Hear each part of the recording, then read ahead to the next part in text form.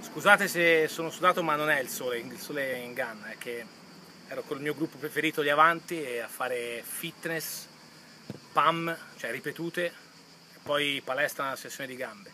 Quindi, come vedete, lo faccio sempre per questo famoso discorso del gruppo, no? Nel rugby quanto è importante il gruppo. Bene, io lavoro con gli Avanti. Detto questo, era per entrare nella settimana. Quest'anno facciamo un lavoro un po' diverso dello scorso anno, principalmente la mattina. Sono dalle 8 all'1, un lavoro diviso a gruppi per poi tornare al collettivo, per poi fare un po' di stretching, per poi tornare alla palestra.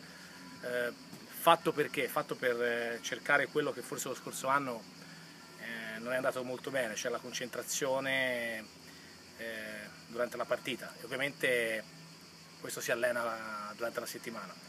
Questo serve per accendere e spegnere la famosa lampadina dell'attenzione, e alzare un po' la qualità e anche il ritmo degli allenamenti. Speriamo sia una buona formula. Per ora i ragazzi sono contenti, ovviamente molto stanchi, il pre-season è sempre così, quindi se vedete qualcuno in giro in piazza che dice che è stanco, è normale, non c'è niente di strano.